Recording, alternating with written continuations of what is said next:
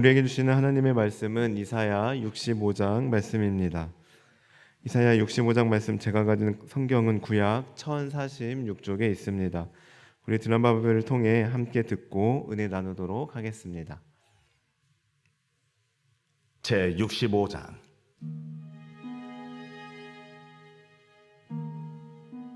나는 나를 구하지 아니하던 자에게 물음을 받았으며 나를 찾지 아니하던 자에게 찾아냄이 되었으며 내 이름을 부르지 아니하던 나라에 내가 여기 있노라. 내가 여기 있노라 하였노라.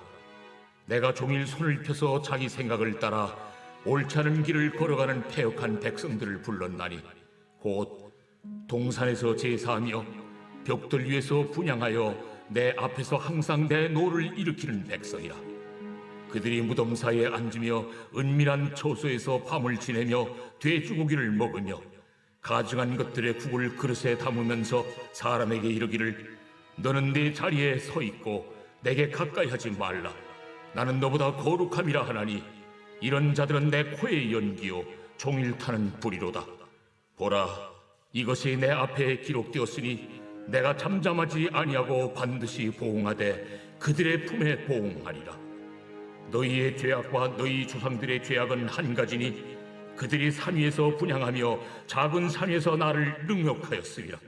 그러므로 내가 먼저 그들의 행위를 헤아리고 그들의 품에 보응하리라. 여호와가 말하였느니라. 여호와께서 이와 같이 말씀하시되 포도송에는 즙이 있으므로 사람들이 말하기를 그것을 상하지 말라. 거기 복이 있느니라 하나니 나도 내 종들을 위하여 그와 같이 행하여 다 멸하지 아니하고 내가 야곱에게서 씨를 내며 유다에게서 나의 산들을 기업으로 얻을 자를 내리니 내가 택한 자가 이를 기업으로 얻을 것이요 나의 종들이 거기에 살 것이라. 사로는 양떼의 우리가 되겠고 아골 골짜기는 소떼가 눕는 곳이 되어 나를 찾은 내 백성의 소유가 되려니와 오직 나 여호와를 버리며 나의 성산을 잊고 가색에 상을 베풀며 무늬에게 섞은 술을 가득히 붓는 너희여, 내가 너희를 칼에 붙일 것인즉 다 부풀이고 죽임을 당하리니 이는 내가 불러도 너희가 대답하지 아니하며 내가 말하여도 듣지 아니하고 나의 눈에 악을 행하였으며 내가 즐기하지 아니하는 일을 택하였음이니라. 이러므로 주 여호와께서 이와 같이 말씀하시니라. 보라, 나의 종들은 먹을 것이로되 너희는 줄일 것이니라. 보라, 나의 종들은 마실 것이로되 너희는 갈할 것이니라. 보라, 나의 종들은 기뻐할 것이로되 너희는 수치를 당할 것이니라. 보라, 나의 종들은 마음이 즐거움으로 노래할 것이로되 너희는 마음이 슬픔으로 울며 심령이 상함으로 통곡할 것이며 또 너희가 남겨놓은 이름은 내가 택한 자의 저주거리가 될 것이니라. 주 여호와, 내가 너를 죽이고 내 종들은 다른 이름으로 부르리라. 이러므로 땅에서 자기를 위하여 복을 구하는 자는 진리의 하나님을 향하여 복을 구할 것이요 땅에서 맹세하는 자는 진리의 하나님으로 맹세하리니 이는 이전 환난이 잊어졌고 내 눈앞에 숨겨졌습니다. 보라, 내가 새 하늘과 새 땅을 창조하나니 이전 것은 기억되거나 마음에 생각나지 아니할 것이라. 너희는 내가 창조하는 것으로 말미암아 영원히 기뻐하며 즐거워할지니라.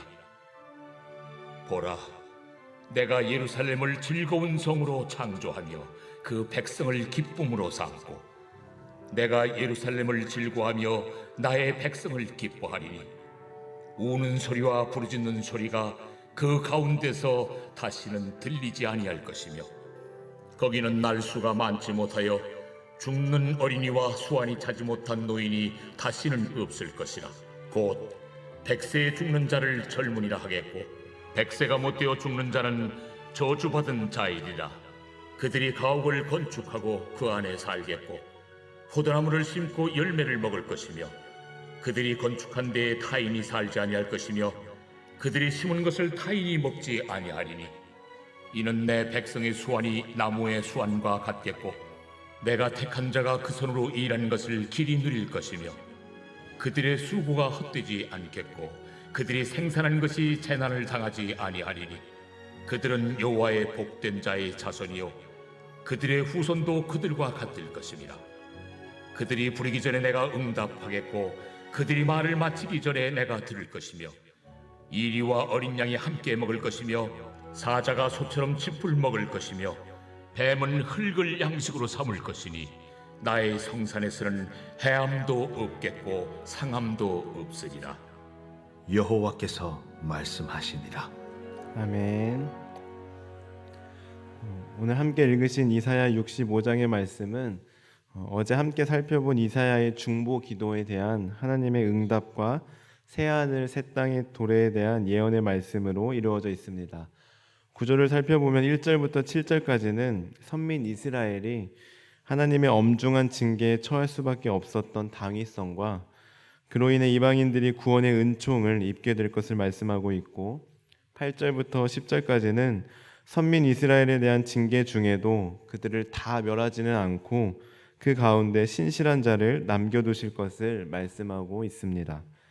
다음으로 11절부터 16절까지는 하나님을 배반하고 행악을 일삼는 자에게 하나님의 준엄한 심판이 임하게 될 것을 다시 한번 엄중히 경고하고 있으며, 마지막으로 17절부터 25절까지는 장차 모든 악이 제거되고 하나님의 은혜로 말미암아 완전히 새롭게 된 선민 공동체 앞에 펼쳐질 새로운 세상, 곧 죄성으로 오염된 온갖 모순과 질고로 점철된 현 세상과는 질적으로 다른 예수 그리스도의 복음을 믿음으로 말미암아 의롭게 되고 궁극적으로는 구원에 들어간 성도들이 누리게 될 영원한 거처로서의 천국이 개설될 새하늘 새 땅의 도래에 대해 예언하고 있습니다.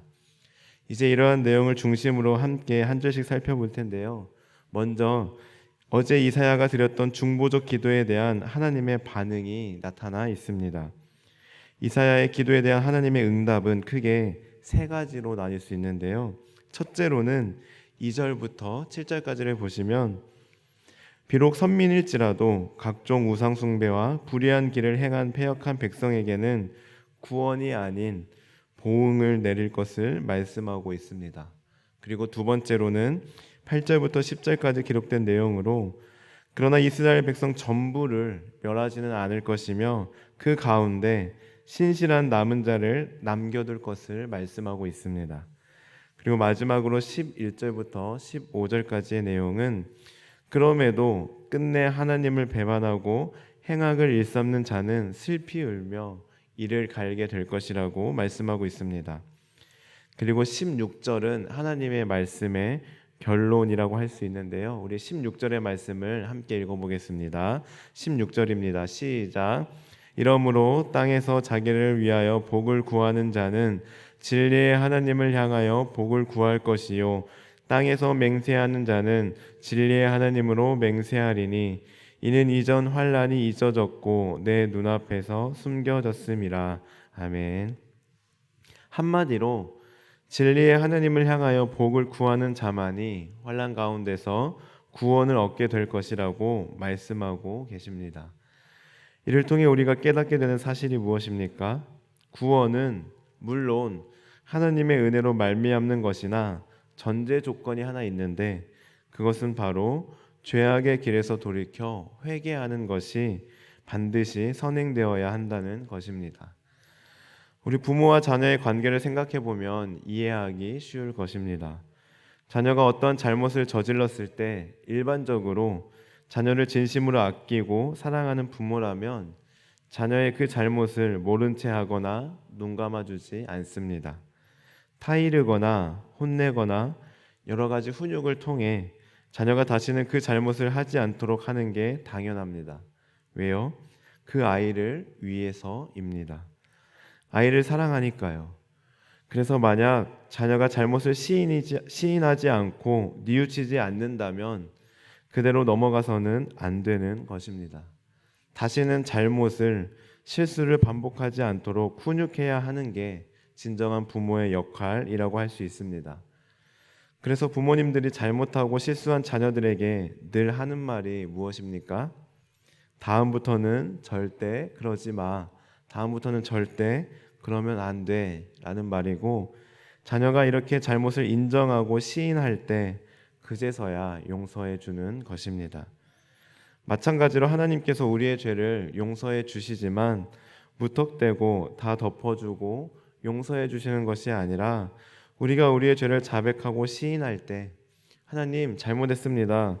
다음부터는 안 그럴게요. 용서해 주세요. 하고 회개할 때 하나님은 우리의 회개 기도를 들으시고 긍휼을 베풀어 주시는 것입니다. 왜요? 안 그러면 우리는 죄에 무감각해져서 그것이 죄인 줄도 모르고 살아갈 테니 말입니다. 따라서 회개하면 우리가 회개할 때 하나님께서 용서해 주시고 긍휼을 베풀어 주신다는 사실은 하나님이 조건적이라는 것이 아니라 오히려 우리를 진심으로 사랑하기 때문이라고 볼 수 있습니다. 그리고 무엇보다 감사한 것은 예수님께서 우리와 하나님 사이에 중보자가 되어 주셔서 영원한 속죄 제물이 되어 주셔서 이제는 우리가 죄를 지을 때마다 양이나 염소를 잡아서 피를 드려야 하는 그러한 수고 없이 예수님의 보혈을 힘입어 그 이름을 힘입어 언제든 어디서든 용서를 구하는 회개를 할 수 있으니 얼마나 감사한 일입니까? 물론 이런 생각도 해봤습니다. 만약 내가 구약시대 당시에 살았다면 그래서 죄를 지을 때마다 양이나 염소를 잡아서 그 피를 드리려면 얼마나 귀찮았을까? 귀찮아서라도 죄를 좀 덜 짓지 않을까라는 생각도 해보았는데요. 그러나 그럼에도 불구하고 오늘날 우리가 이렇게 하나님께 예수님을 힘입어 마음껏 회개하고 기도할 수 있다는 것은 참 감사한 일이고 하나님의 선물이라고 할 수 있습니다. 사랑하는 성도 여러분, 회개는 하나님께서 우리를 너무나 사랑하셔서 우리에게 주신 선물이라고 할 수 있습니다. 우리가 우리의 죄를 일일이 다 자백하기를 원하시는 것은 우리를 하나하나 다 감시하고 우리를 귀찮게 하시고 조건적으로 우리를 대하시는 것이 아니라 우리가 잘못된 길로 빠지지 않기를 바라는, 다시는 같은 죄를 반복하지 않기를 바라는 하나님의 사랑이라고 할 수 있습니다. 따라서 회개하기를 주저하지 마시고 낱낱이 다 하나님께 아뢰는 저와 성도님들 되시기를 바랍니다. 다음으로 17절부터 이렇게 자신의 죄를 회개하고 끝까지 믿음을 지키는 남은 자들이 누리게 될 새 하늘과 새 땅에 대해 기록하고 있습니다. 우리 17절의 말씀을 함께 읽어보겠습니다. 17절입니다. 시작.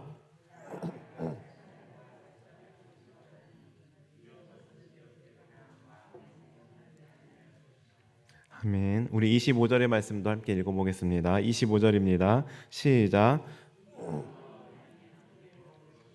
사자가 소처럼 즙을 먹을 것이며 뱀은 흙을 양식으로 삼을 것이니 나의 성산에서는 해함도 없겠고 상함도 없으리라. 여호와께서 말씀하시니라. 아멘. 이처럼 믿음을 끝까지 지킨 남은 자들이 누리게 될 새 하늘과 새 땅은 어떤 곳입니까? 함께 읽으신 17절에 보시면 죄악된 이전 것은 기억되지 않는 곳이며 18절과 19절에 보시면 울음이 없고 기쁨만이 있는 곳입니다. 그리고 20절과 22절을 보시면 수명이 장구하며 자신이 수고한 열매를 먹고 23절에 보시면 자손이 길이 복을 받습니다. 그리고 24절에 보시면 하나님이 기도에 즉각 응답하시며 25절에서와 같이 하나님의 피조 세계에 완전한 평화가 이루어집니다. 한편 이러한 새하늘과 새 땅은 메시아가 다시 올 때 이루어지는데 그 메시아는 오직 예수 그리스도입니다. 이처럼 우리는 오늘 말씀에 기록되어 있는 새 하늘과 새 땅이 도래할 때의 모습들을 기억하며 예수님의 재림을 결코 두려워해서는 안 됩니다. 오히려 소망 가운데 그 날을 기다려야 합니다. 그리고 그 날을 기대하며 지금 주어진 하루하루의 삶 가운데 믿음을 지키며 끝까지 지키며 살아가야 하는 것입니다. 그럴 때 하나님께서 약속하신 대로 새 하늘과 새 땅은 도래할 것이며 그날 우리는 참 기쁨과 참 평화를 누리게 될 것입니다. 이 말씀을 기억하며 오늘 하루도 믿음을 지키며 살아가는, 끝까지 믿음을 지키는 저와 성도님들 되시길 간절히 소망합니다. 기도하시겠습니다.